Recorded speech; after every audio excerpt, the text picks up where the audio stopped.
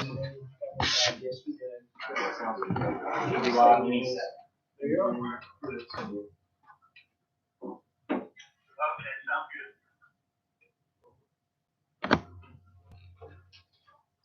forehead was rattling.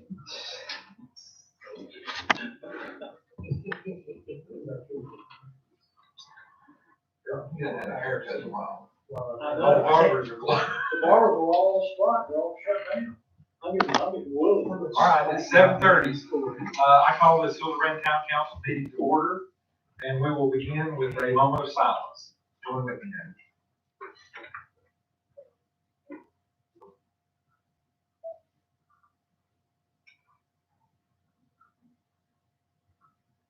Thank you.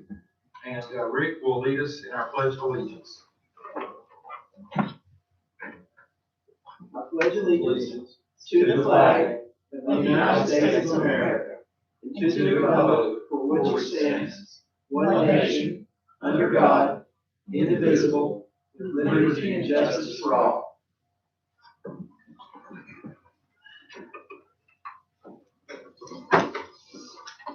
Okay, our special agenda item A, consider approval of amendment to emergency management ordinance to provide for meeting procedures during a state of emergency.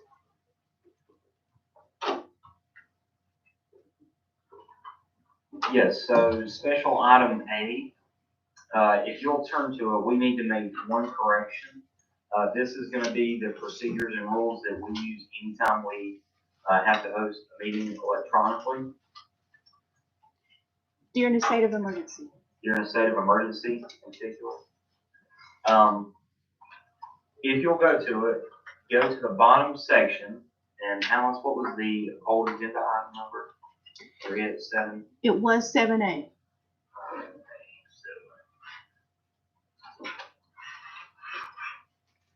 Okay, we do have one correction to make. If you go to the bottom of the first page, and that'll be the ordinance amendment number 42720. At the very bottom, the very last sentence reads, the town council to hear and communicate with each other such that debate, and if you go to the next page, and motions are properly made and considered by the council, we're gonna wanna change that, and it'll need to be part of the motion. To read the town council to hear and communicate with each other such that debate and motions and votes are properly made and considered by the town council. That's going to be the first change. We also need a change with the very first sentence where it reads, and this is of A, section A, in the event a determination is made that one or more parties, including council members, attend remotely. This is a change from what it currently reads as in the event a determination is made that all parties, including council members, attend remotely. The reason we're doing this is because we don't want it to apply just when all council members attend remotely.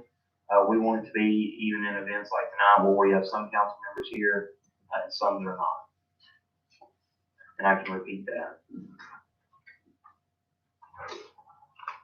We'll need a motion and a vote.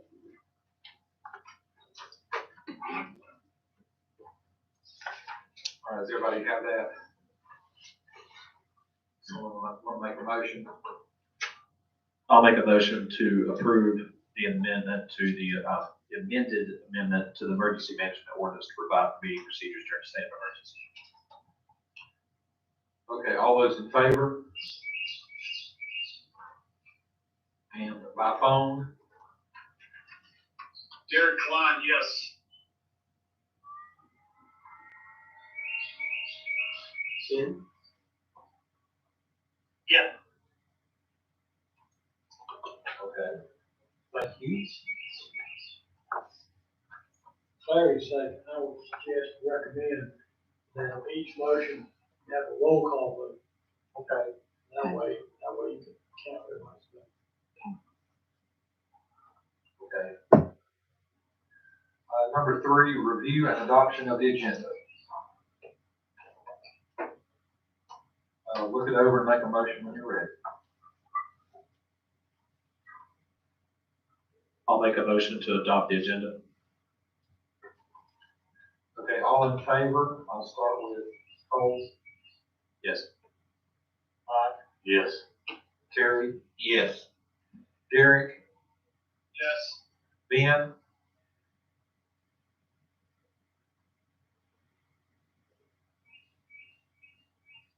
Ben? Okay, thank you. Yes. Now, number, Yes, it is. Or do you not have the screen? All I've got is like a video, 2-minute video that you repeat. Okay, give us just a second, we'll see if we can figure out what's going on here.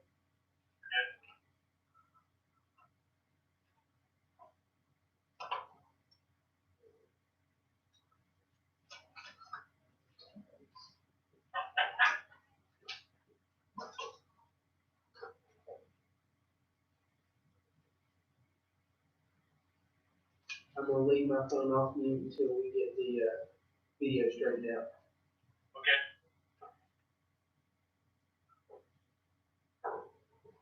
Do we take that break? Ben, are you able to hear me right now? Hold on just a second, let me mute my phone and see if you can still hear me. Okay, Can you hear me now? on my phone, it's working. Ask him to reload or refresh. And then, refresh the page and see if you can get it on the, on YouTube.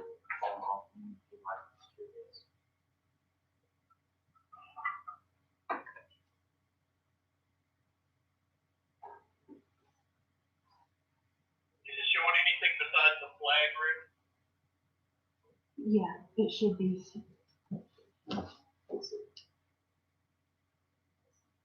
Okay, yeah, I see the flag in the single view. Can you hear us over YouTube or just over my phone? Just over your phone. Okay, I'm gonna leave my phone, mute off so that you can hear through my phone. Okay.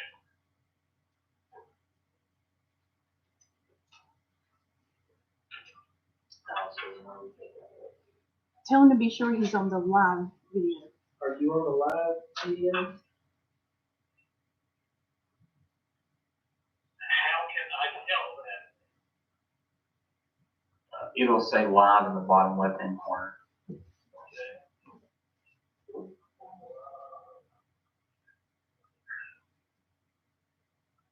Sorry, bottom left-hand side of the video.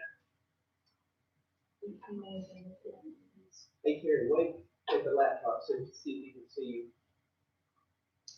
Do you see Terry waving it up? No, I've just got a 2-minute video that keeps repeating, so I'm not either. I don't know that much about YouTube, so I don't think you do the phone, Rick. Okay. okay, approval of the minutes, March 12th, special meeting, budget workshop, and March 23rd, regular meeting. Make a motion when you're ready. I'll make a motion to approve the March 12th meeting, special meeting, and March 23rd, regular meeting. Okay, Cole, I approve. Mike, Yes. Terry, Yes. Derek, Yes. Ben, Yes. thank you.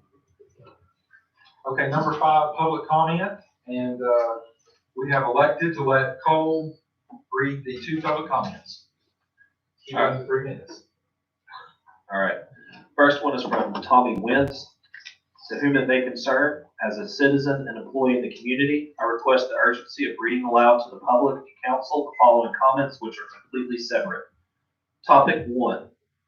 Quote, simply put, despite what mainstream media will tell you or try to censor, with unbiased research, you'll find the irrefutable, indisputable evidence of the major harmful effects on humans from EMF radiation frequencies, 3G, 4G, and especially 5G.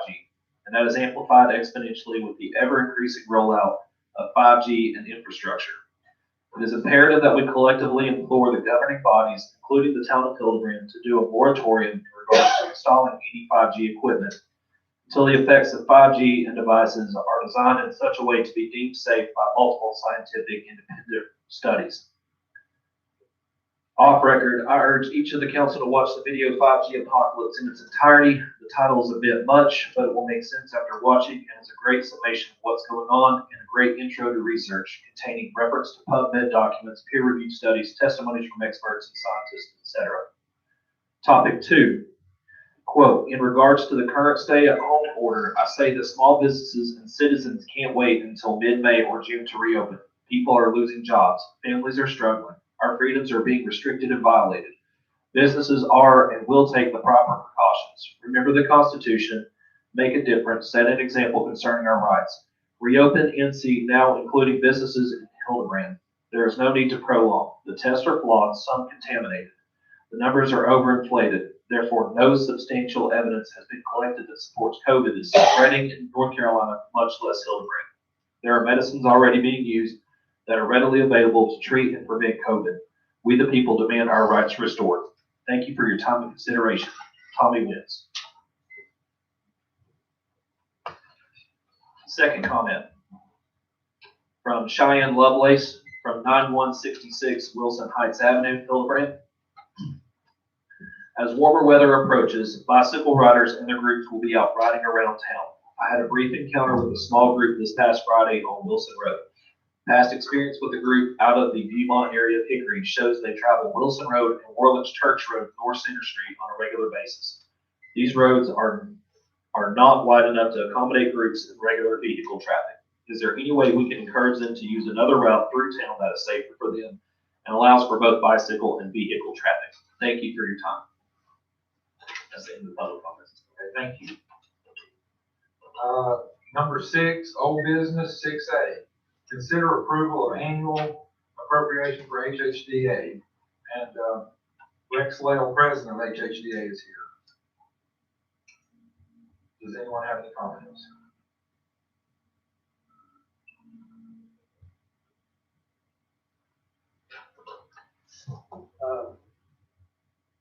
Session? Okay. Well, I think it's time to take this opportunity to stand before you guys again this year.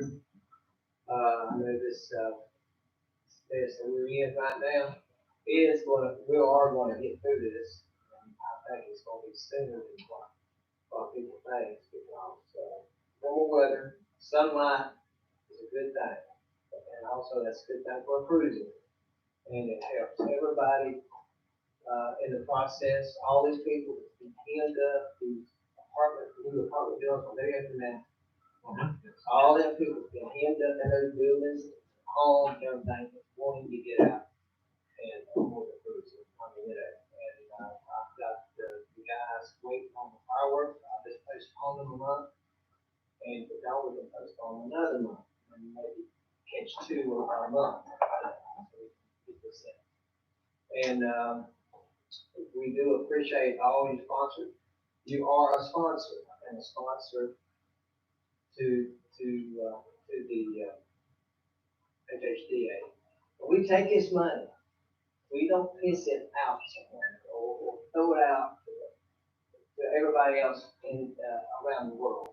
We bring it right back to the town of Hildebrand. We try to make it a great place to live, a great place to come to at different times. I don't live in a town, but I buy a heck of a lot of stuff in this town. From the hardware, to the metal place over here, to the grocery store, and I'm just one of not just 100, but maybe 1,000 people or more that comes to town. This little town could be so much for a lot of people. It just got to be, there's monies out there to improve this place. I mean, we are living on a mega right along I-40. This town could be so much to a lot of people. And that's one thing that I stress in our meetings when we have our cruise-ins. These people that comes out to it, a lot of them can't afford them. There's kids and their families comes out. But We feed them. We don't charge them, we feed them. There again, we started the backpack program, it wasn't called a backpack program, but we started this years ago, where we fed kids during school time, that they was not getting meals. Then stuff happened, that everything dropped to the side, and, you know, but we're back on track, we're back doing things that's supposed to be helping the community, that's all I gotta say. We take this money, like I say, we do not waste it. We don't waste one penny, we see that every month, every bit of this money is spent rightly. We pay our rent, so the town's getting that money back. Not only that, we're getting other stuff done for the town, we're working on other things that can improve this town. Not no other town, but this town. And we don't get paid one penny, no wages from nobody. So that's all I gotta say. Thank you, Ray.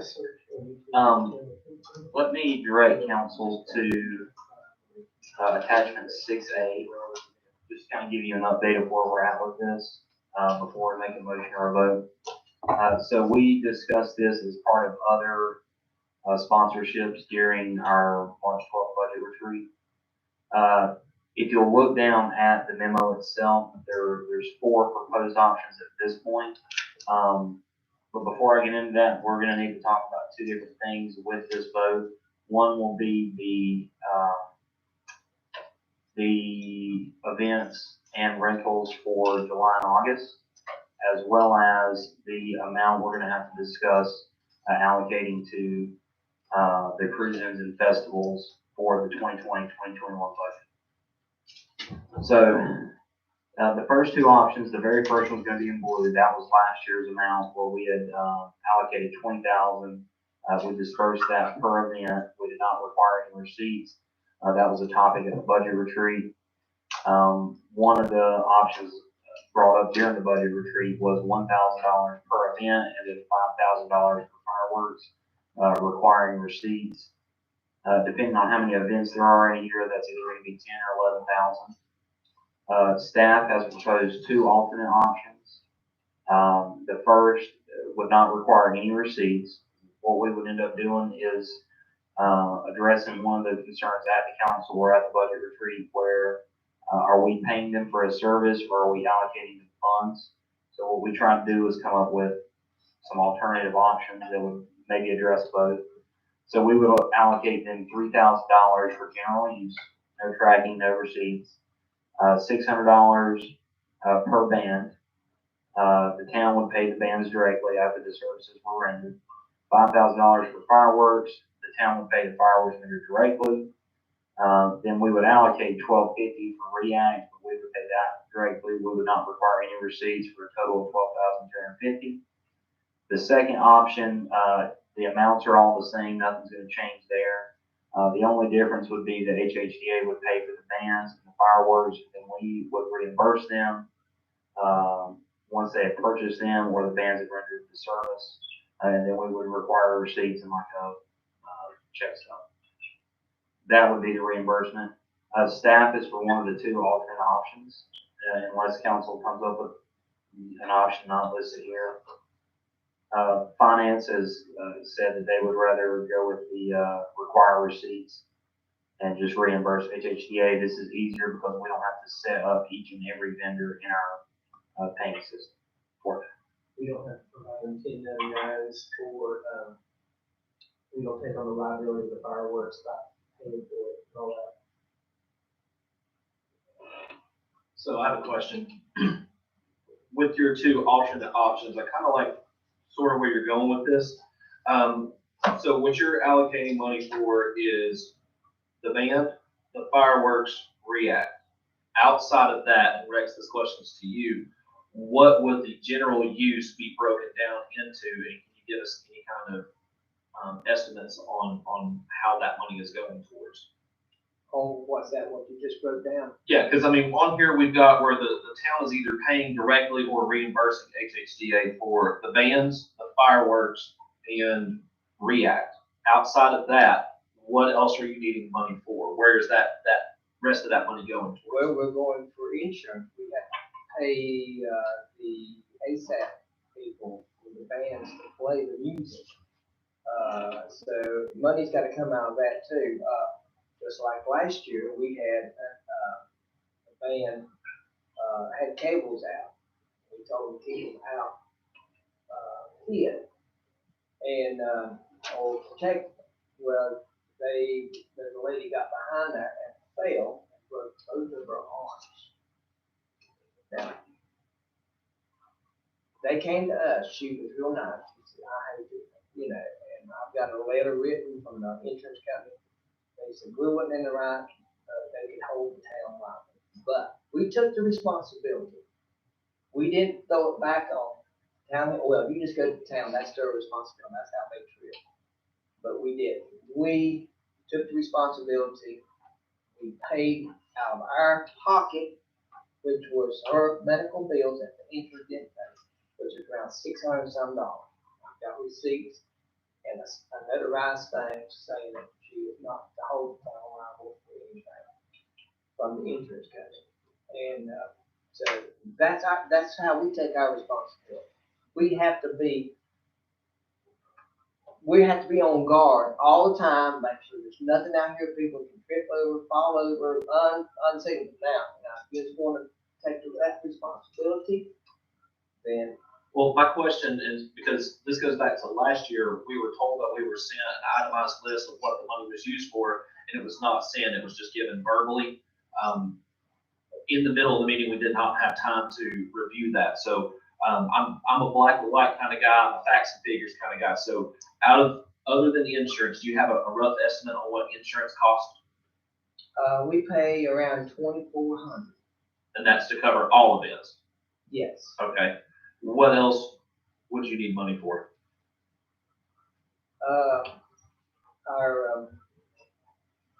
You said for the music, I believe. Yeah, we have to pay for that ASAP, which, sometimes it's about $1,000. So that's, How many events you have and how many people's here, that's how they judge that. so, I mean, what is that for? That pays the royalty on all the music that's played. Royalty on the music, okay, Yes. and what's the cost on that roughly? Around $1,000. About $1,000 I'm bucks? guessing it's going, how many we do, and how many people shows up. Okay. We have to estimate the crowd that's here. Mhm. And it rained on every event. It's every But the last 2 we years. did not let it discourage us. We Right. was here, people came out. We did not say, well, we just close out. We done got our money, let's just quit. No, we stayed. What else are you gonna need money for? Let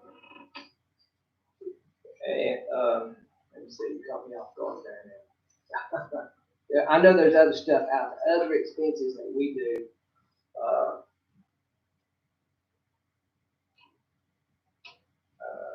Well, we have to work on our stage again. Out there. To repair to the stage? Yeah, we gotta get a whole new top for it, that's another, $500-600. We ain't got it, it was in bad shape, we've used it for, 10 years? And that last wind tore it, I guess it took it over towards Linda's house. So my recommendation on this is, if somebody's gonna come to me and ask me to write a check for at least 10 grand, I wanna know what the money's allocated for. And whatever, as far as our role as being good stewards of taxpayer money, before we're gonna shell out at least 5 figures, I feel like we need to have a specific list on what the money could possibly be used for in rough estimates, so that way we can properly gauge what to properly allocate, whether it's some or all or none. And I think without having that list, I don't feel that I have the proper information I need to make a decision today, a well-informed decision to write at least a $10,000 check. It's gonna be my recommendation that we postpone the discussion on this to next meeting, once we have a more itemized list to make that proper decision.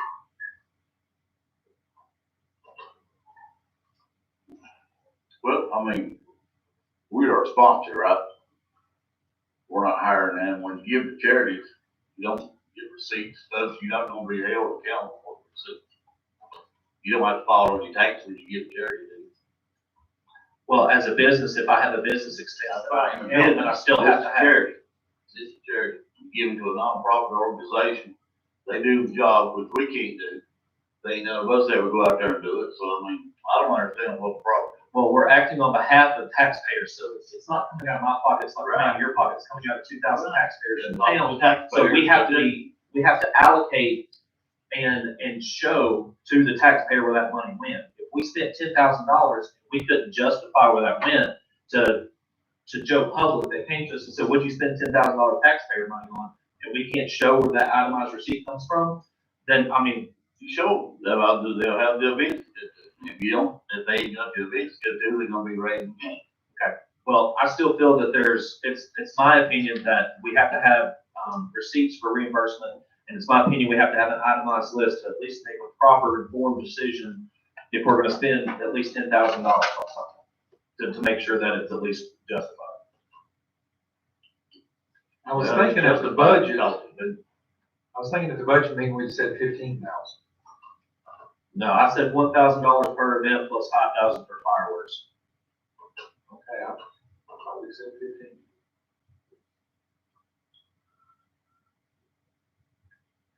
Just out of curiosity for staff's sake, do we like the idea of allocating a certain amount just for general use, or do we want everything to be allocated for event-related expenses only?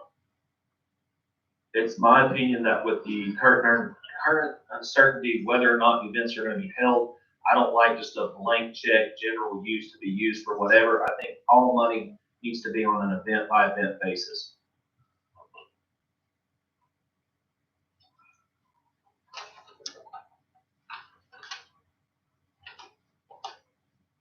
Logan, I'll chime in for a minute. I guess, I'm watching this online too. State your name real quick. I'm sorry, this is, Derek. Derek Vaughn.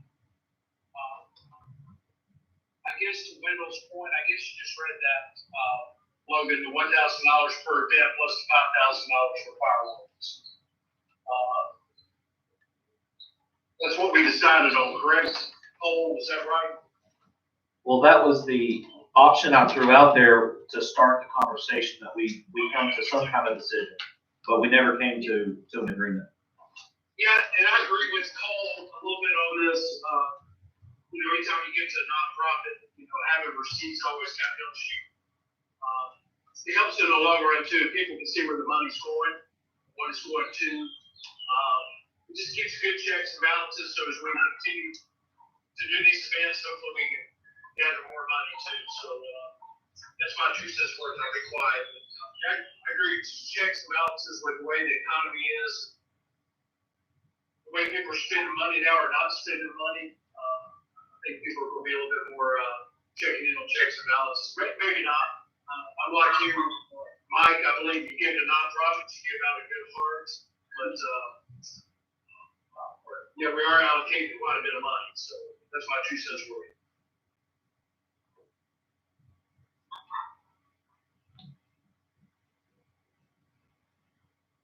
Does anybody else have any comments? Ben, can you hear us? Do you have any comments? Ben, did you have any comments to add? Ben, are you still with us?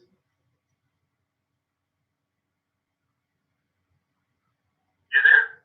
Yeah, did you have any comments to add about the annual appropriation to HHDA? You hear me, Rick? I can hear you. I can hear you. Can you hear me?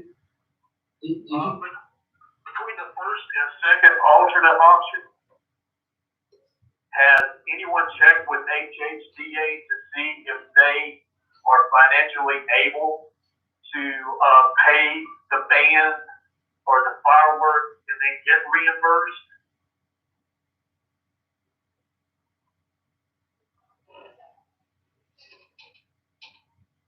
Greg, excuse me. I think it would drain us, but we can do it. Yeah. Okay, thank you. Terry, did you have any comments? Just listed. Okay. Since we're talking about it, do we want to go ahead and discuss whether or not to proceed with July or August events, since you brought that up? It does need to be addressed in this vote, due to the fact that we're under a special meeting rule. So one of the things we did want to discuss during this topic was July and August. That may help make the decision easier for this. I will say we cannot talk about June. We've not canceled anything in June, but we'll be addressing it down later in the agenda under discussion of rental events and town facilities for June 2020. So that is something we need to talk about. Under the governor's current plan, the earliest theoretical time we could be into phase 3. And I want to stress this, these phases are not detailed. The plan's not detailed. Essentially, we have 3 PowerPoint slides with 25, 30 words per slide. So it's kind of hard to gauge what exactly phase 3 is going to look like, if it'll be friendly to an event like Rex's. In fact, even phase 2 doesn't even have a list of number of people under which someone can have at an event. The town of Valdez, we did learn, has already closed all of their events through July. The one thing I will say about July and August is you still would have the opportunity to address those next month if you wanted at the May meeting. The only thing I would say is I don't know how far in advance HHDA has to get everything ready. But the governor has said that with this phase 3, 2, and 1 deal, it could be like a light switch. Literally one day you're looking at one set of rules and the next day it's flipped on you. So I don't know how that would affect planning for something as large as the cruise-ins. I don't know how far in advance anything Greg's got to do is done. But assuming you have one hiccup during the phase 1 or 2, the earliest we get into phase 3, which is where I feel like a cruise-in would be legal, you wouldn't be there until August 1st. Well, July 31st, but August 1st technically for the cruise-ins first. And just to remind, on the cruising schedule, there was one, was it near the end of July, and then there would be one in August, and then the fall festival in September? Is that correct? Yes. Yeah. We was planning on, doubling on that month. Which month? August? Yeah, because somebody's doing it. So I guess the question, the elephant in the room we need to address is, even if everything goes according to plan and everybody is allowed to leave home and come to an event like this, do we feel that the crowd size would be sufficient to support shelling out whatever kind of money that we're paying to support those types of events? I mean, my personal belief is I believe that yes, people do want to do something, but that is my belief. You know, there are certain populations of people that are still may possibly be nervous. And then the second part of that is, would HHDA and the town be able to properly ensure that, you know, whatever social distancing guidelines that are in place would be able to be followed with the size crowds in the space that we have? I feel sure that we can. We done it last year for our gloves, when we made the hot dogs, anything. Everybody was, you know, and I educated people on ice cream making because it's not cooked and things that we could go through a training, that's no problem.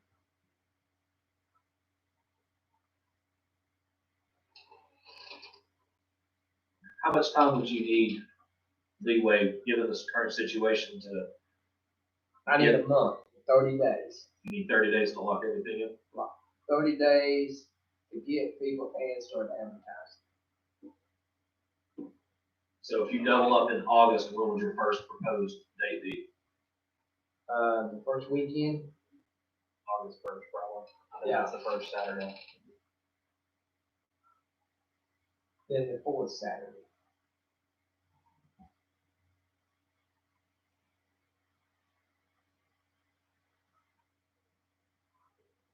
So even if we were to possibly have one August 1st, you would need to know by July 1st, which means at the absolute latest, the June meeting. Yeah, So, and that would be the fireworks.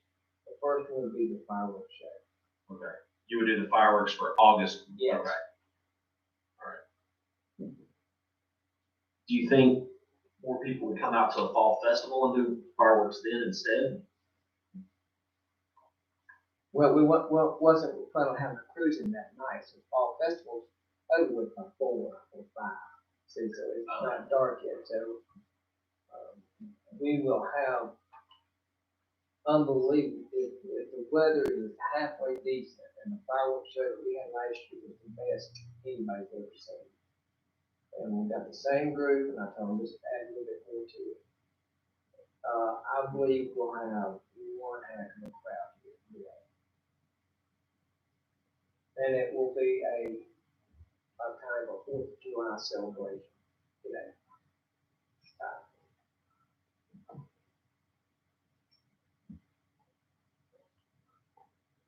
What do y'all think?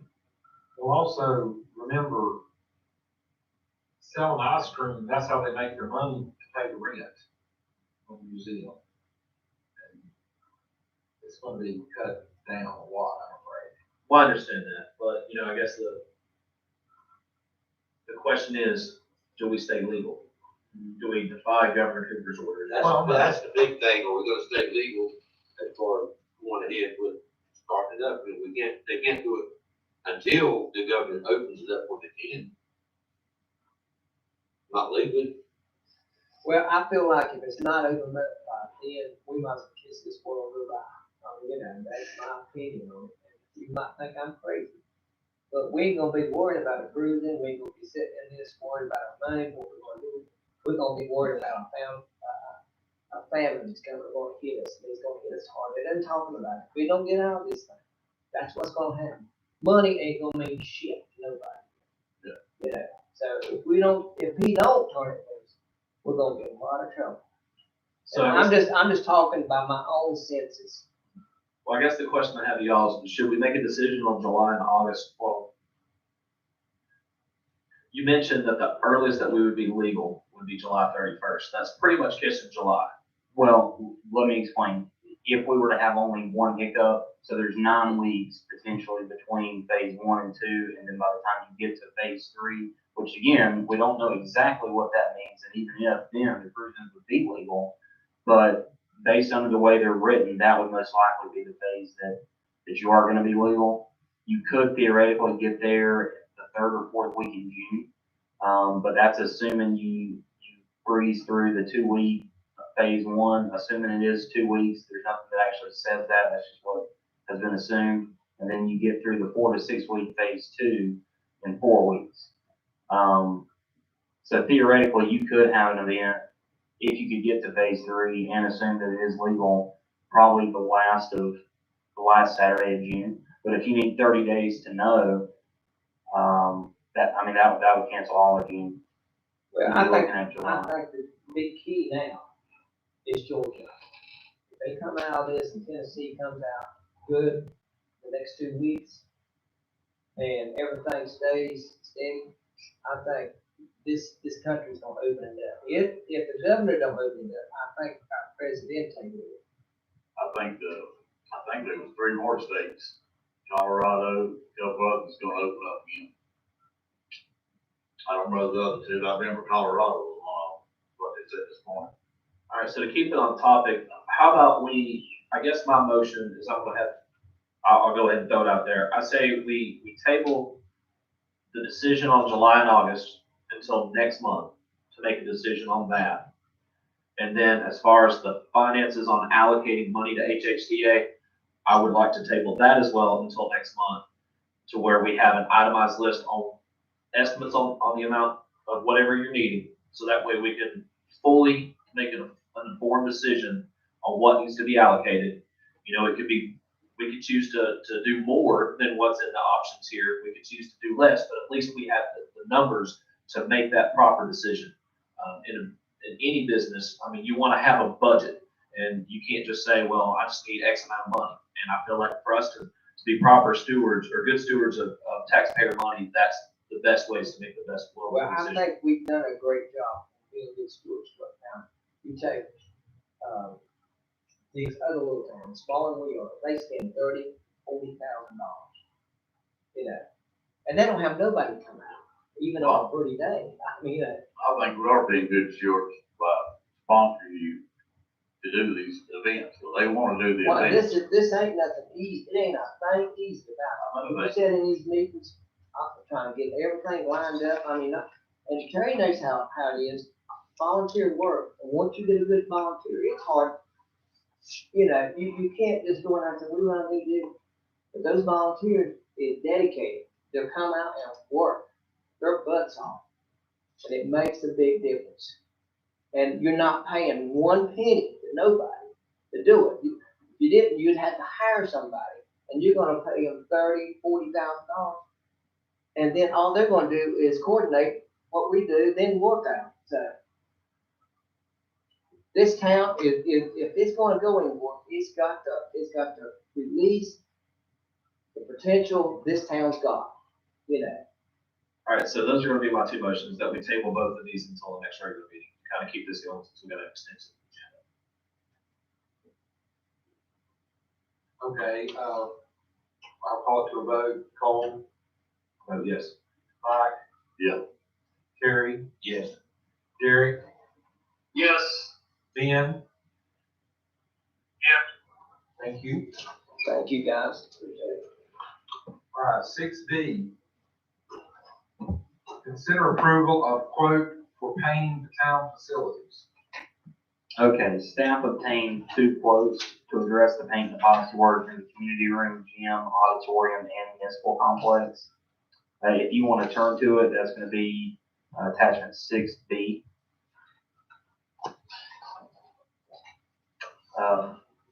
So the first quote is from Mobile Services. They're out of Morganton. They came in with all of this work at $12,293. The second quote is from General Service Inc. out of Hickory. They came in at $14,700. We attempted to get 3 quotes. We did have Lake Hickory Services come out and look at the work. They did take a tour. However, they did not submit a quote. Just as an FYI, Moss Marlowe, their bid came in at $52,000 for the additional work, the other contracted work. We had $100,000 in our CIP line item for this year. If you add up all of that, it'd be $52,333 for Moss Marlowe, the $28,500 for the roof, and assuming council takes the low bid of $12,293. We would be under budget for all of our work at $6,874 of the $100,000. Just a couple other notes. Due to delays in ordering, it's going to take 4 to 6 weeks just to get the partitions for the restrooms. If it helps making a decision on whether to close or keep the facilities open, one thing to remember is we're probably going to have to do most of this work in June in all of our facilities, due to that 4 to 6 week timeline. And it's already end of April. So what we're recommending is council select Mobile Services and their quote for the paint and epoxy work. And again, all of that is outlined, in 6B, not 7B. I'll make a motion to accept the low bid for Mobile Services for $12,293. Okay, I'll call it to a vote. Cole? Yes. Mike? Yes. Terry? Yes. Derek? Yes. Ben? Ben? Okay, thank you. All right, 6C, discussion of quote for tower updates. Okay, so we do not have any quotes for council today. We have had James Ratliff. He came out sometime in 2018 to provide a certification that the tower was sound structurally. I talked to him. He remembers coming out. He has not been able to find that letter as of yet, but as soon as he finds it, he's either going to send it to me or next week he's coming out to recertify it. However, in the meantime, we did get a representative from David E. Leeper to come out to try and give us a quote for, not necessarily a quote, but a very ballpark estimate of what we're wanting done to the tower would be. Basically, this would be for our budget purposes and for informing HHDA how much they need to fundraise, so we know how much to set their target for. They will not have that quote probably until next week. However, even when he came out, he said, looking based on the brick, the tower does look structurally sound.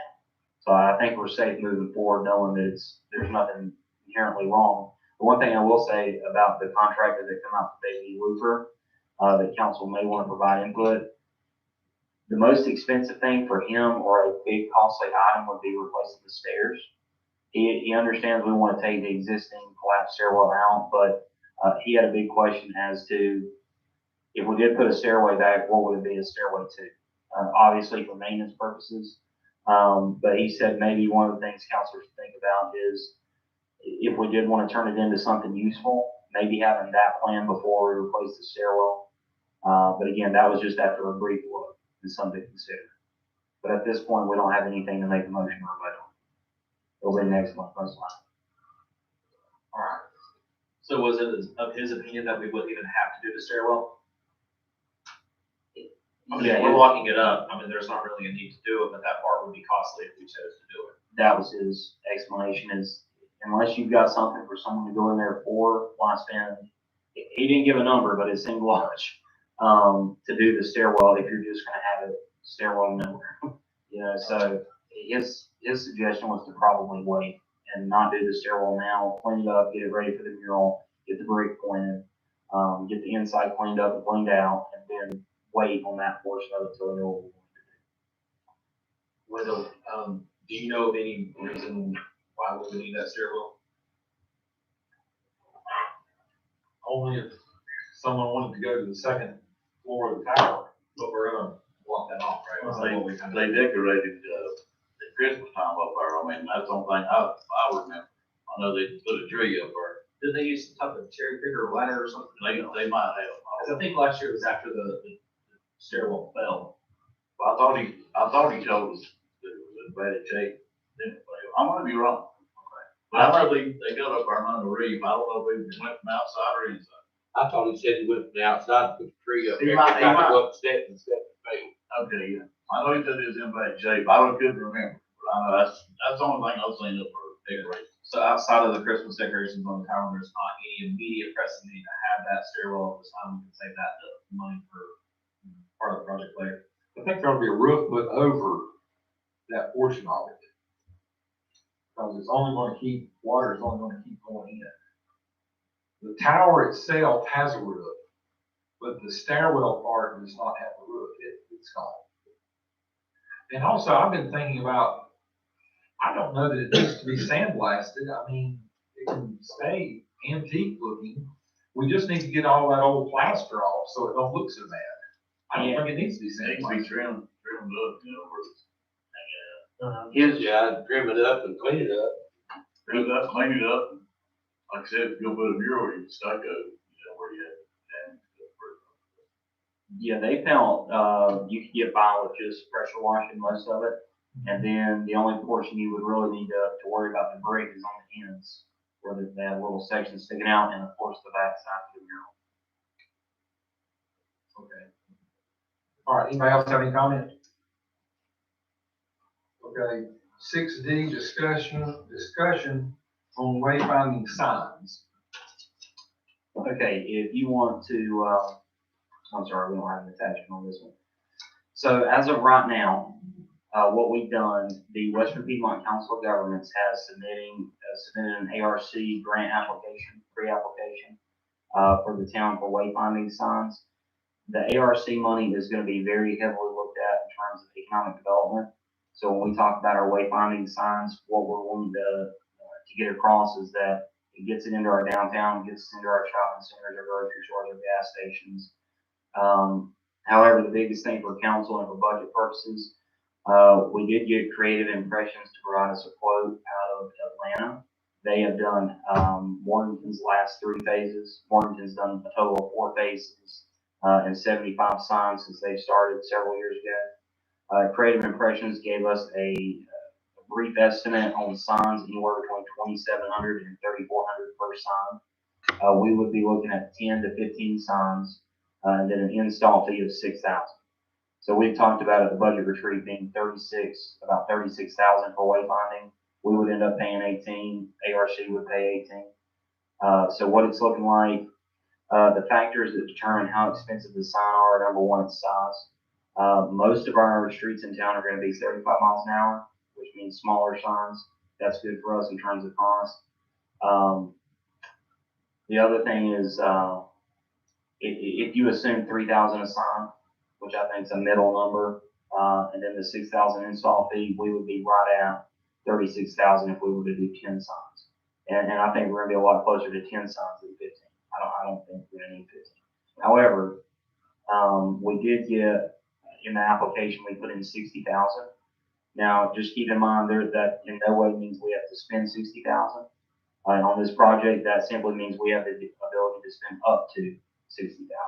The reason we did that is if we were to put in the grant application at 36, and for whatever reason our project comes in at 45, we would only be eligible for reimbursement of half of whatever we put in for it. So this gives us the ability, if the project does go up in cost, we can have those funds matched. But do we have any questions at this point on wayfinding? There's no vote. Okay, there's no discussion. 6E, auditorium seats. Okay. So next with auditorium seats, you're gonna see it later in the budget presentation. We're looking at losing anywhere between 10 and 25% of our sales tax for this coming year. What that means to us is when we had met at the budget retreat, we were looking at about a $50,000 surplus each year for our general fund budget. What it's gonna look like now is a $100,000 deficit, potentially a $200,000 deficit. Most counties and cities are talking about a sales tax loss of anywhere between 10% and 25%. Why that's important to the auditorium is auditorium project was looking like $100,000. I talked to some of you on what your feelings are on it, but at this point, what we're trying to do is look to scale back the budget, at least temporarily. Most towns are looking at things like raises being pushed off until January of next year to give them more time to see how things are gonna pan out. The question I have for council is, one, when we discussed it at the budget retreat, this is something that we'd be looking at possibly asking citizens to buy legacy seats. I don't know how successful that would be given the climate that people are in right now. So the one thing we wanted to ask is one of two things for this. Either one, not include the auditorium seats at this time in the budget, or if we do include it, maybe not make it a pressing issue, something that we wouldn't look at seriously until January. But again, that's just how staff feels, and it's up to council.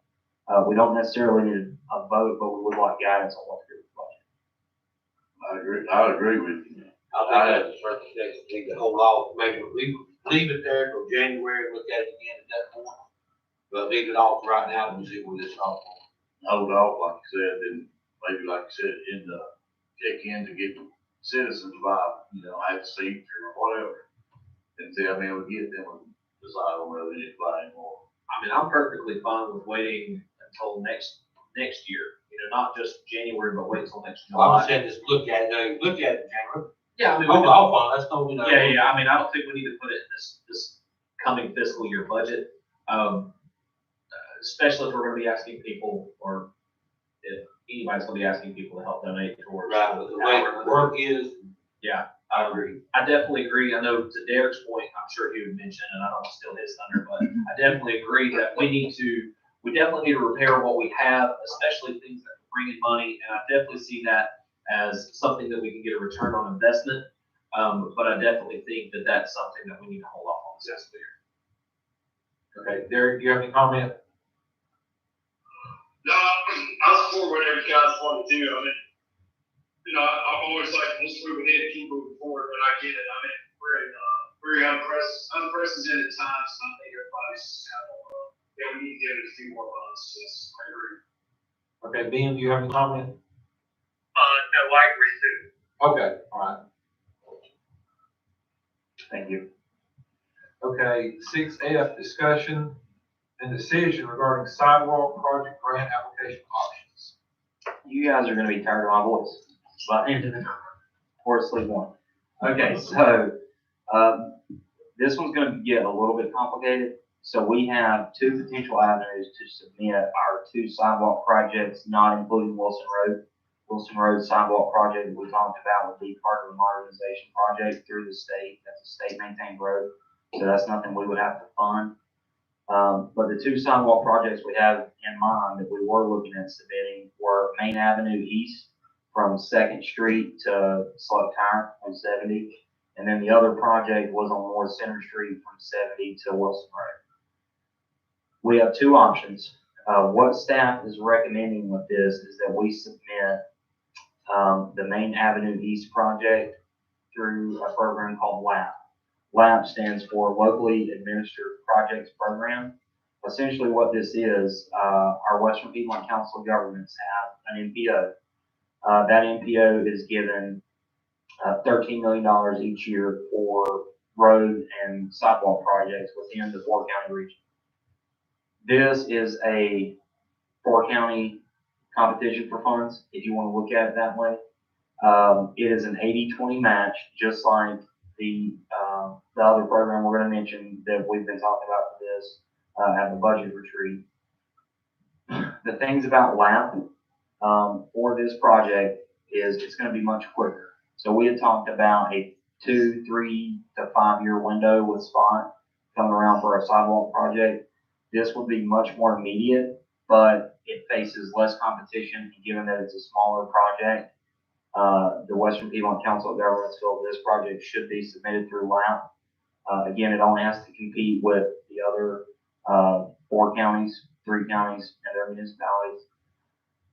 With that, we would have to look at programming our design fees, and based on NCDOT's estimate that we were given at the budget retreat, we would look at programming about $105,000 for design this year. Should we submit that project through LAP, we would then have up to 5 years after our application to finish the project.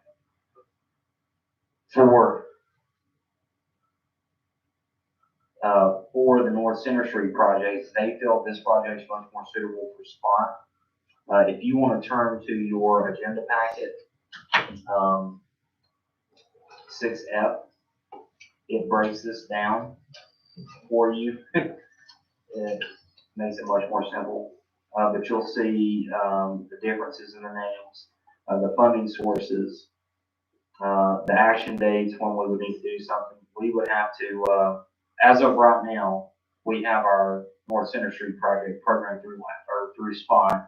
That's going to be worked at April 29th. So unless we want to make any changes tonight, that one's going to go through SPOT.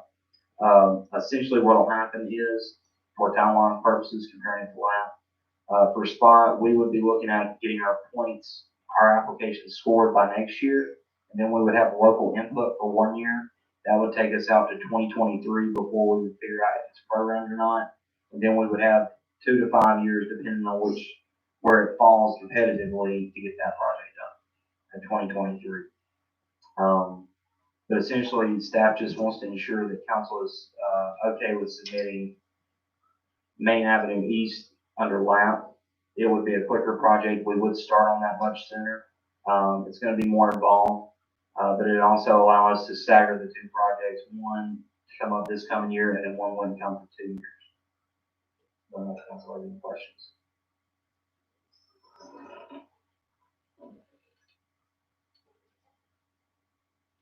Are you needing a motion? Or just guidance? It would be the best way to motion. All right, I'll make a motion that we follow your recommendation as far as submitting Main Avenue East project through LAP and also the North Center Street through the SPOT. Okay, all in favor, Cole? Yes. Mike? Yes. Terry? Yes. Derek? Yes. Ben? Yes. Thank you.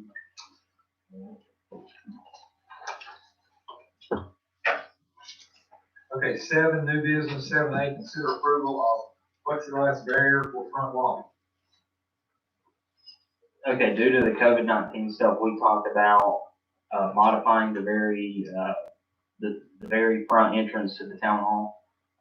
Currently, we have a sliding glass door. We have about $1,500-ish in the budget to to make any type of repairs or maintenance or changes to the town hall currently. So we've got the money in the budget. We wouldn't need an amendment, but we just want to, bring it to council to see if you have any objections to possibly changing the front of the town hall, entrance lobby to a set glass window, and people would have to, submit payments or applications underneath the cubby, similar to what we have on our outside window. I have no idea at this point how much that costs, probably somewhere between 500 and 1,000 to make, not for 1,000. I'm just telling you now, that's, I like these stores, but that plexiglass, so that ain't gonna protect. No, and it's more of a, germ preventative type deal, not probably for getting shot at. Is this a temporary or permanent? Permanent. I think if y'all feel safer with it, I say yes, go ahead. It'll be very similar to what the county has done, the register deeds, and also the tax office. So, The other tax office, you can't get to them if you're. I'm saying if y'all need it, I agree. I said be more protected, up in the winter, somebody walking up the window, I think they. yeah, I think from a security standpoint, it makes good sense. Staff. I'll make a motion, we do it. Okay. Cole, Yes. Mike, Yes. Terry, Yes. Derek, Yes. Ben? Yeah. Okay, thank you. All right, 7B, consider approval of contract for snow removal in town limits. We already talked about snow. It's our budget, we got a budget Yeah. ahead of time. We didn't have to use any snow removals last year. Okay, so yeah, if you want to turn to attachment B, it's a copy of the contract. This is between the town of Hildebrand and Jensen Lawn and Landscaping. They're the ones who have done our snow removal for the last 2 years, and I believe at that point we put it out to bid, and they came in as low bidder. The contract, nothing's gonna change. He's agreed to all the terms in the previous contract. It's got his work outlined. It's not here in the attachment you have, but the one that staff has. It's $140 per hour, and that's gonna change from the last one. This would be a 3-year contract as opposed to a 2-year contract. And we would need a motion and a vote. Our people on the phone can make a motion too. Yeah, I'll make the motion to defend. Okay, thank you. All right, Cole, Yes. Mike, Yes. Terry, Yes. Derek, Yes. Ben? Yes. Okay, thank you. 7C, consider approval of contracts for code enforcement services with, Western Piedmont Council of Governments. Yes, we got their quote in this year. It is down 18% from last year for code enforcement. For comparisons, 7D, the planning contract is up 2%, but we need this approved, for the budget. I make the motion to approve the contract for code enforcement with COG. Okay, Cole, Yes. Mike, Yes. Terry, Yes. Derek, Yes. Ben? Yes. Okay, thank you. All right, 7D, consider approval of contract for technical planning assistance with the Western Piedmont Council of Government. This is the same as always, so. Yes. So just 2% more. I make the motion to approve the contract for code enforcement with COG. All right, Cole, Wait, did I say that? Planning. Yeah, you Say, sorry, technical planning assistance. I was reading the wrong line. Yes. Mike, yes. Terry, Yes. Derek, Yes. Ben? Yes. Okay. Consider approval of revised personnel policy. Okay, if you'll turn it to attachment 7E, what we've gotten is, when I got here, we started looking over the personnel policy, and I started looking at our sick leave hours and annual leave hours. What you have is a memo. It's got the background, a review and discussion. But essentially, if you'll look at the charts and graphs that are attached, makes it much more simple. So for sick hours, what we did, and for annual leave, we contacted each of the local governments, municipal and county governments in Burke County, to get their personnel policies, just to kind of see where we rank in terms of sick hours and annual leave. If you look to the third page of the memo, you'll see the annual leave breakdowns. The easiest thing to look at most likely is going to be data set 1. For this, we surveyed Burke County, Rutherford College, Western Piedmont Council of Governments, Morganton Valdez, Glen Alpine, and Drexel. What we did was we ended up looking at years of service 0 to 2, 2 to 5, 5 to 10, 10 to 15, 15 to 20, and 20 plus as it's listed in our policy. We then averaged that up, essentially in data set 1, which you'll see at the bottom right. The average was about 10.8 days of annual leave provided for years of service 0 but less than 2, 11.39 for 2 but less than 5, and then you can see those listed out on through there. Currently, depending on what year of service you look at, we're somewhere between 1 and 3 days behind the average. One of the things not mentioned here is Valdez and Glen Alpine are both looking at addressing their policies and increasing, so that average will probably go up at some point this year. So what council is, or what staff is proposing, and if you want to turn to the 4th page, we have a second set of graphs and data sets. At the bottom right, you'll see we have proposed a certain amount of days, and again, this is up to council. We can have a discussion on this, but what I attempted to do was get as close to the average as possible within 1 day, give or take. So the year 0 through 0 but less than 2, we have proposed 10, 2 but less than 5, 12, 5 but less than 10, 13, 10 but less than 15, 16, 15 to 20 years of service, 18 days, and then 20 plus years in any given year, 21 days. This would be on top of our sick hours that are provided to employees. If you'll go back to the first page of this attachment, every other government we surveyed offered 96 hours, and I've never seen anything, give or take, either more or less than 96 hours exactly offered by a local government. So we're simply proposing raising that from 80 hours to 96. So you want 2 more sick days a year, and you want, on average, 2 more vacation days a year. Or annual leave. Rick, how many years you work Me here? too. I tell you what. How many years you work here? Gonna hit 17 in November. We can't afford for him to be out there. I tell you what we'll do, we'll find out the taxpayers, which would be 85% of them, will give you the same amount of tax, sick days they get. Taxpayers don't get no sick days. 0. No, I'm just kidding. I'll follow that up again, please. I'll make a motion to approve the recommendation. Okay. I'll say, Cole, Yes. Mike, yes. Terry, Yes. Derek, Yes. Ben. Yeah. Okay, thank you.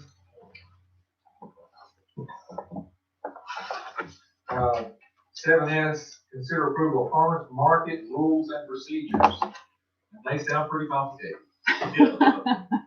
So I've been on some Zoom conference calls and I've done some research, and the guidelines that I think are recommended to farmers markets from the Department of Health and Human Services is kind of what I come up for, some rules and procedures, and I hope you guys have already had a chance to read those. But the main things that we need to be sure that we're doing is maintaining social distancing and following proper hand washing practices to prevent the spread. I did try calling to get a mobile hand washing station, and they're all gone, so that's not a possibility for us.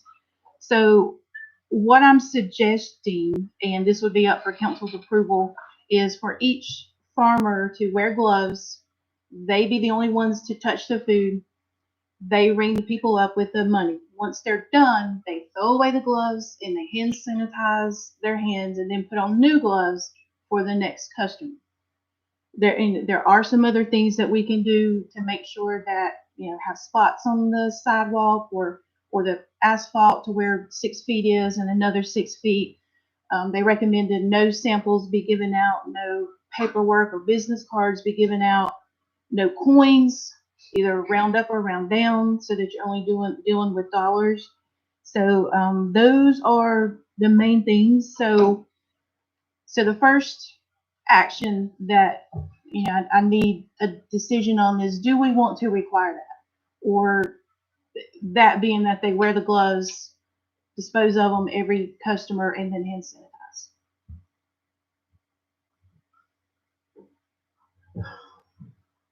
After dealing with the money.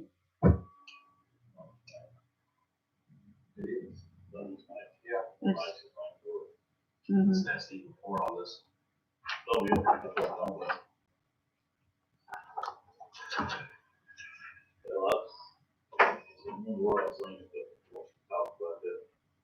Washing your hands, putting new gloves on every customer. I've seen that somewhere. That's the rule. What do the people on their phones, what do they think?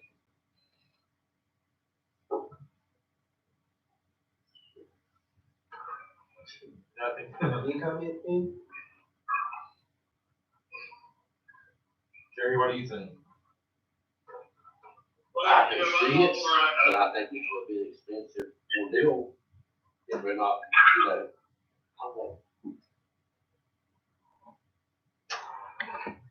And that's the second part, is if you do want to do that, then is that on the town to provide that, or the Yeah, farmer?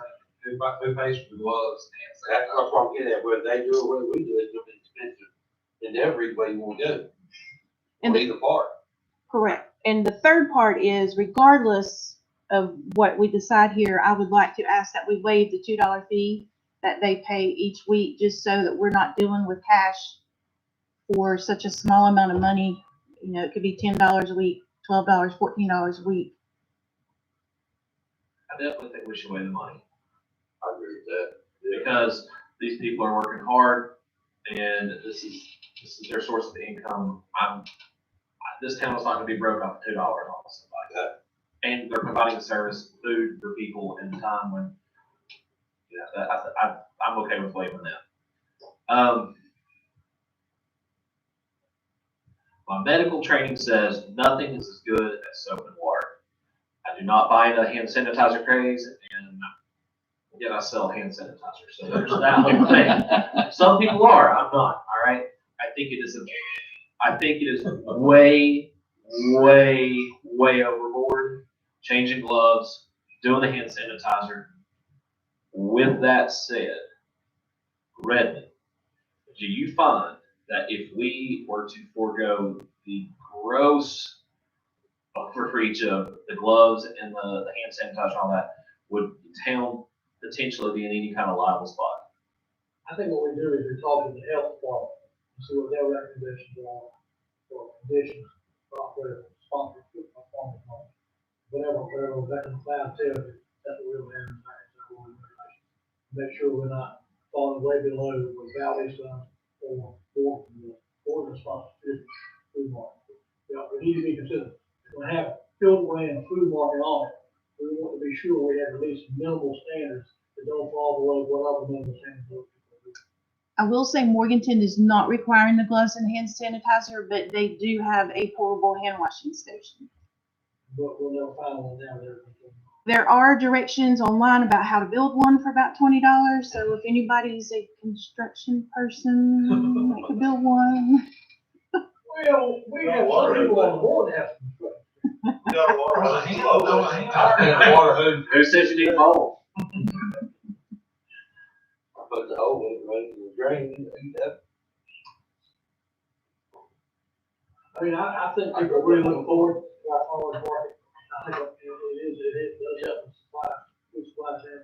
I think we'll find some way to do it if we can. Just so we don't set low standards. Rex has that little hand washing thing for the ice cream. It's a sink, and he runs the hose from the hot water heater, so you have hot water in it. I don't know how complicated it has to be. How many times would you want the farmers to walk over there and wash their hands after dealing with cash? What'd you say? You said washing your hands is better than hand sanitizer. Yes. Okay. And since I was on the deal with the 6% alcohol. Well, they would say, I'm just trying to think, anytime I go into a restaurant and I see, say somebody at Subway making my sandwich and they don't have gloves on and they take my money and they go back to make the next person. Am I really, is my stomach really churning? And the Yes. answer is no. So, I mean, it's, Not you got a good sandwich. well, I mean, that's probably after they have their cigarettes, so, I mean, what do y'all, it's up to y'all, I'm only one vote here, I just think it's really excessive, and I think everybody's looking out over stuff that's not really worth looking out. I mean, Logan, what's your recommendation? I'm sitting across from Redmond, so I'm not gonna disagree with him. I mean, we actually did survey, Alice surveyed, I don't know how many governments before she even wrote these rules and policies. In fact, I think it's probably a skeleton from someone else's policy. We did contact Morganton, and, it looked like a safe bet for what to require. I mean, it looked pretty standard. I know it seems overly cautious, just looking at it, but it seemed pretty far in line. If you wanted to wait a month, I mean, we're not having cruises for, farmer's market next month, I don't believe, or we're about to decide on that anyway. So we could bring it back. No, we've already closed them for May. So we could have you something back at the May meeting. If you want. I think the rules are good, I think we're posting rules. I don't know how we're gonna enforce the rules, but I think it gives us a certain level of protection. These were our expectations. If they don't meet those expectations, then whatever the consequences are, it gives us somewhere to look. I definitely agree with Redmond's point, check with the health department, see what they say. If Morganton's not doing it, then I say, I don't see the reason to require the gloves and the hand sanitizer. As far as frequency, I mean, the whole farmer's market goes on for what, 4 hours? I mean, I think every 30 minutes is reasonable. I don't think it needs to be with every cash transaction. I mean, what do y'all think? I'm gonna ask about that They same. would, be giving enough thought to their own health and well-being that they would take precautions themselves. Absolutely. Yeah, I hope you're right. I really hope you're right. And I definitely think we need to check with, like you said, with Rex and see if we can use that hand washing station or whatever. So how do y'all feel about only the farmers touching the food and bagging it? Absolutely. I agree with that. Yeah, are there maybe certain sections that council doesn't like? Or wants us to ask for more detail on? Just the gloves and the hand sanitizer? That's what Morgan Valley's doing, that's what the county recommends. I think we'll post that in our week.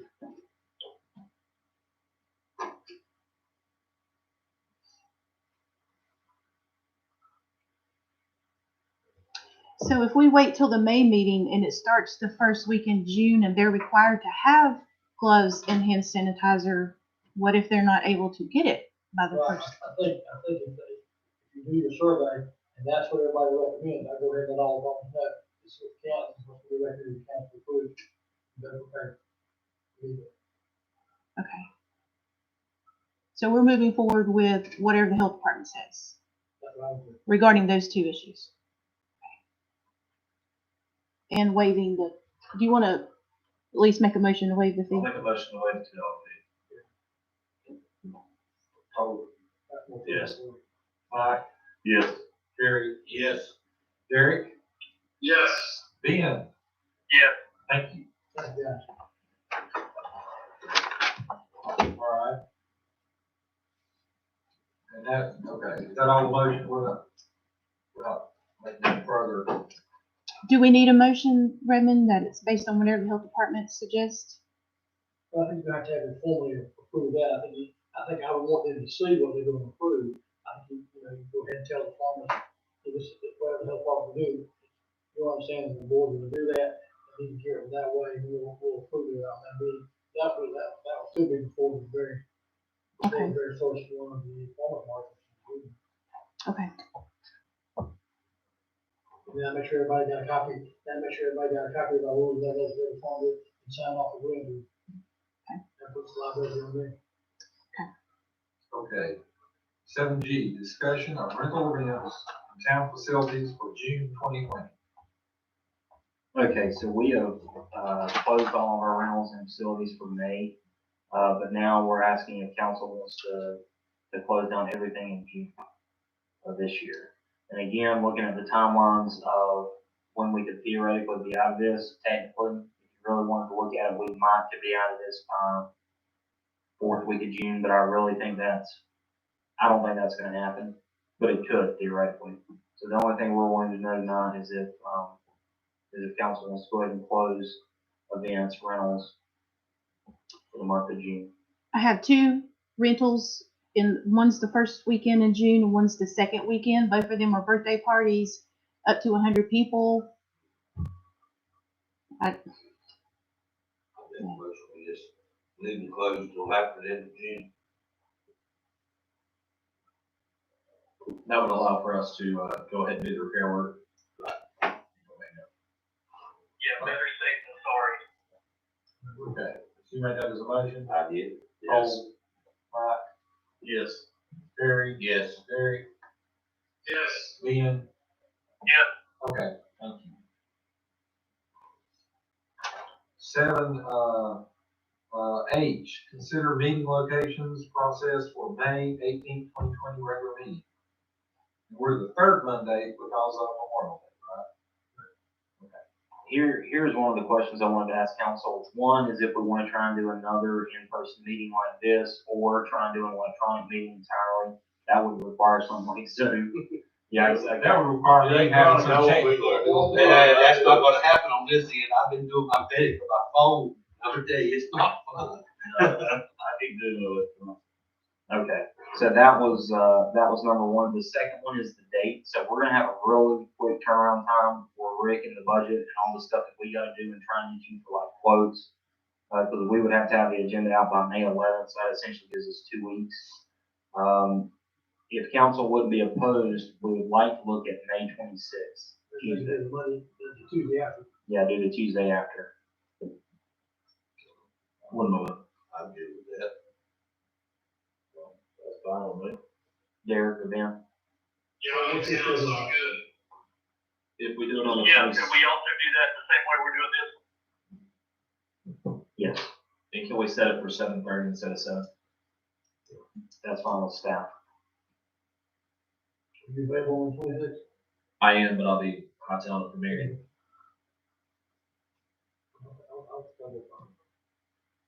Okay, was that a vote or just a consensus?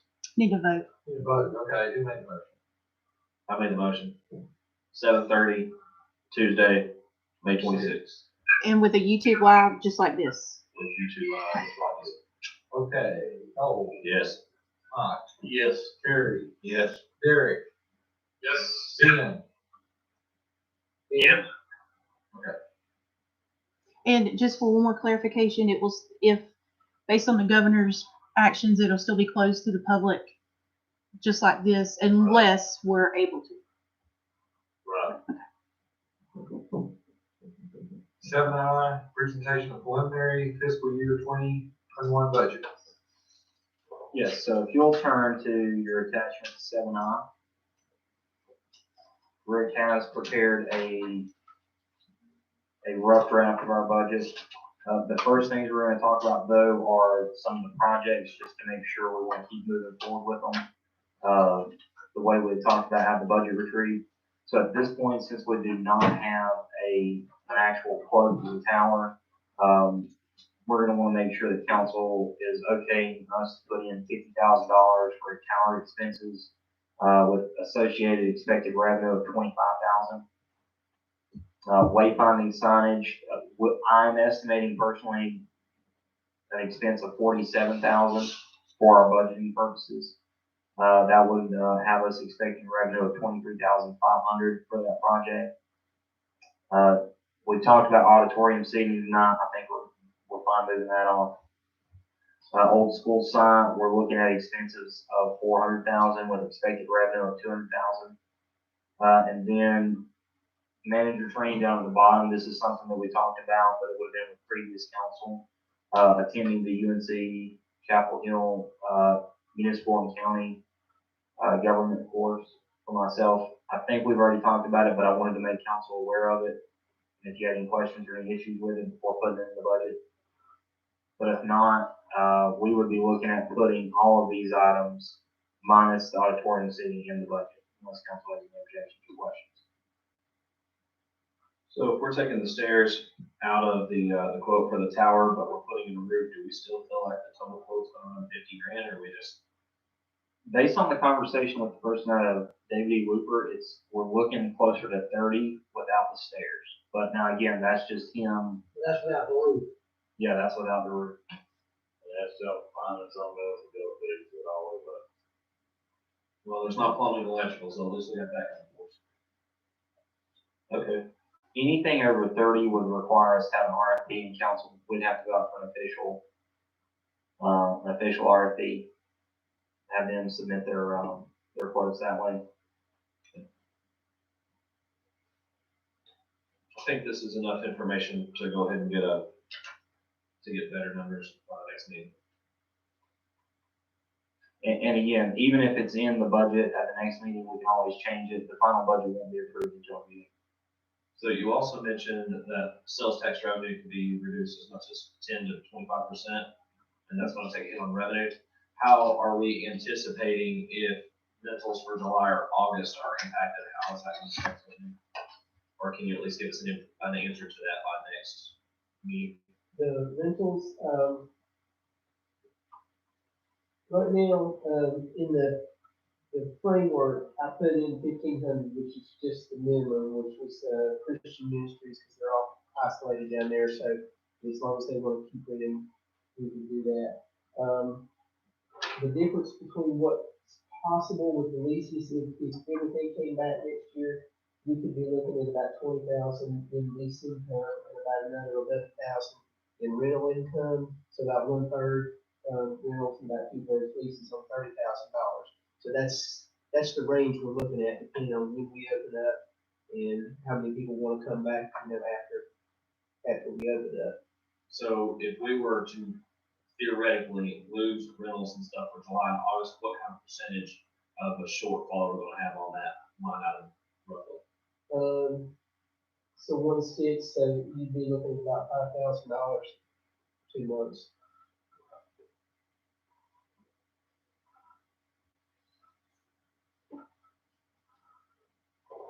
And you'll see after the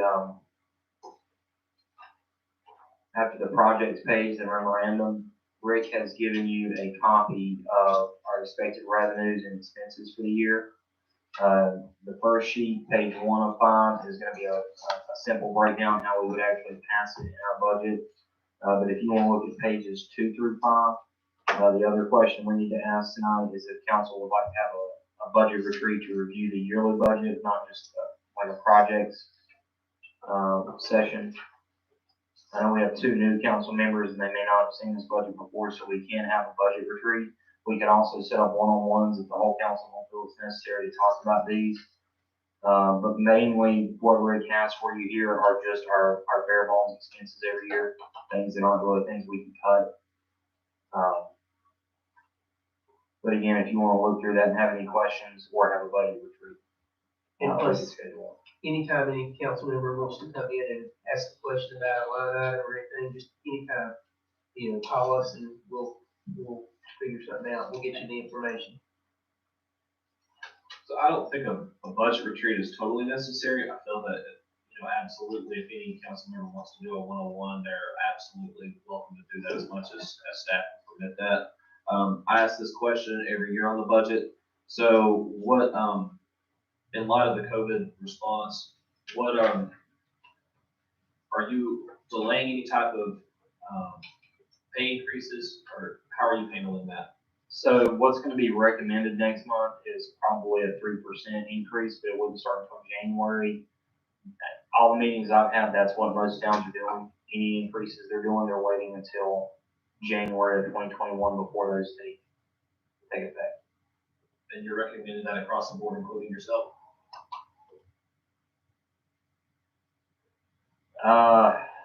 That I think I think we're going to do a review process. Okay, So- that was where I'm leading to that. Is when is No. council going to be handling the review? May.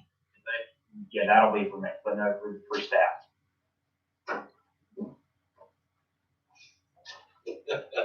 And just in case, if you do want to look more closely, the pages Rick has given you, the last two columns, the second to last column to the right is going to be the 2021 recommended budget, assuming a 25% decrease in all sales tax, and then the very last column for 2021 is going to be assuming a 10% decrease.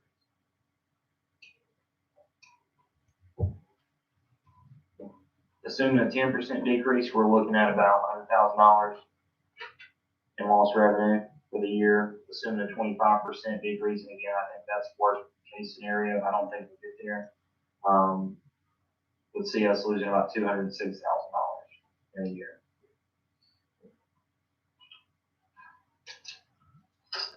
Any other questions on the budget? Okay. 7K, March facilities report, that is in your package. Questions on that? Dale, March tax report. March deputy report. That's in your packet. Gary's not here. Committee reports. Let me do this the easy way. Did anybody have a this last month? By phone, well, by phone and all, yes, I know that Vedic is trying to, work with all the small businesses within the area to help them survive. There's gonna be some that's gonna go under, but they do know all. So that's pretty much where they're at. They're opening up to all small businesses that if they need help, to contact, do application. With the money that we have in the economic development reserve, are we able to do anything in coordinating, allocating any money out of that through Vedic or through our own response businesses? We could most certainly give more to Vedic, and we could discuss with them if we have any type of preferences, but in terms of us allocating it to the businesses directly, We don't have any type of loan reimbursement, anything we can do with that. no. Are we able to transfer money out of that into Vedic for businesses in town? Yes, every year for the budget, we allocate out of our economic development fund. I think it's $3,000 to Vedic. We could up that or ask them if any other governments are upping that. We could do it. I tell you what, they're reaching out big time. They're trying to help all small businesses if they can. You know, and now some of them are so far down before this ever came about that they're not going to be able to do a lot of it. But the ones that are trying their best to survive, they see that there's a chance to survive, they're trying to help. Was there any other committees? Ben, did you? I sent my report out by email. Oh, okay, yeah, I got that. Anybody else have a committee report? TAC is gonna be on Wednesday on, Okay. All right. This is Eric, I sent out the PPI report, this afternoon, we're actually seeing it, so there's nothing new there to discuss, I did send it to you guys for review. Okay. Is there any other business? I would think when we start looking really hard at the budget, that do a good job being the 10 where I said, I think we need to keep in mind exactly what our fund balance is. Because we're gonna have to allocate fund balance, I think, the balance this year, if his projections are right. It's not a question of how much we need, just what, it is how much we need, not if we need. Yeah, and to Redmond's point, no one has any idea right now how much we're gonna lose. And we won't get sales tax numbers in probably until April, June, July. We won't know. So we'll just have our first month. And again, a lot of governments are even anticipating that number might be a little bit high because people preparing for COVID-19 in April. So we really might not even know until August or September what those numbers are going to be. And also the power bill money is gonna be down dramatically. Because of that, people trying to work.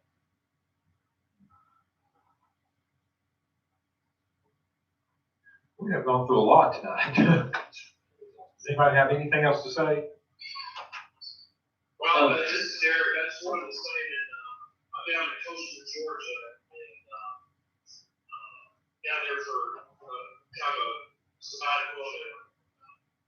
family in it, but they've reopened Georgia again, and it's still going great. So I'm hoping North Carolina will open up sooner than later, because it is, they're getting back to normal. It's good to see people eating, it's good to see people hanging out, businesses start open, so gotta get our state open. That's the thing I've got to say is, we can do this. And I don't think it's gonna be much longer, for North Carolina anyway. I'd like to add something to that. So I know there's a lot of people out there that are hurting right now, both on a personal level as well as on a business level, either through jobs lost, businesses that aren't able to open. A lot of this is mandated by the governor. It is up to the counties and the municipalities to kind of follow along those steps. But my advice is to anybody, depending on what your opinions are, whether to stay home or to open up, you need to make sure your voice is heard, not just to the municipality leaders, but to your county leaders, to your state leaders. I advise everybody to reach out to Burke County, the Board of Commissioners, Johnny Carswell. Let them know if you are opposed to an extension of a shutdown, if you're opposed to whatever that's going on, definitely reach out, ask what their opinions are, attend however the county commissioners meetings, make that voice heard. If you're a business owner that's affected, make sure you make that voice heard. If you feel that everybody should stay home, make that opinion heard, because your elected officials are not going to know what your opinion is, and they are not going to act on your behalf unless you make that voice heard. So whatever that is, make that point heard. I personally have emailed the governor every single Monday in the last month. I'm sure I'm probably on a watch list right now. Probably won't be able to fly for a while. With that said, get active, get involved. I know there is going to be a protest in Morganton on Saturday. I'm not advocating one way or the other for that. I will just very plainly state, make sure your voice is heard on what your opinion is. Make sure it goes directly to the person that can do something about it. Don't just make a blatant complaint on social media and think that will do anything. As the municipality leaders here, we know what we think we would like to see happen here, but we won't know unless you reach out to us personally. But anything that happens in Burke County is going to happen in Burke County. The second part I want to add to that is I have received several people had concerns regarding, and I wish Gary was here so he can answer this. They had concerns that people were being let out of the jails, and that law enforcement was told to proceed with caution with putting anybody in jail, even if they were caught doing something. I personally reached out to Burke County Sheriff's Office right after the extension on the governor's extension was made, about an hour after that press conference.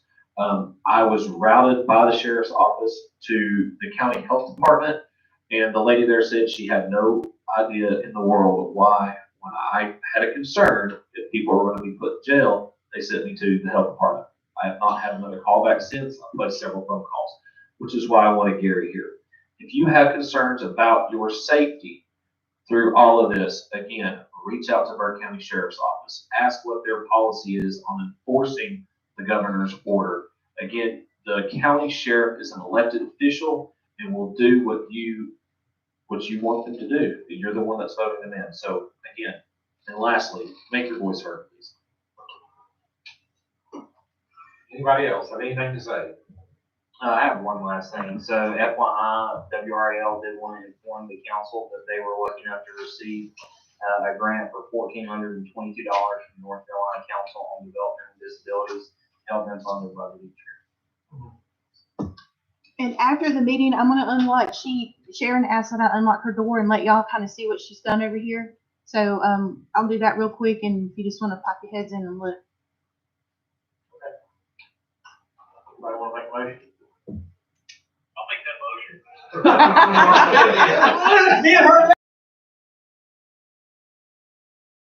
Yes.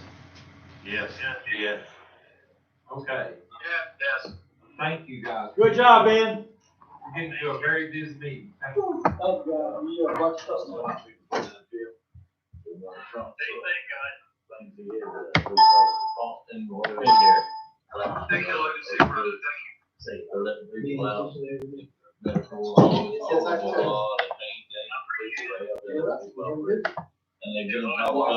we got a murderer out.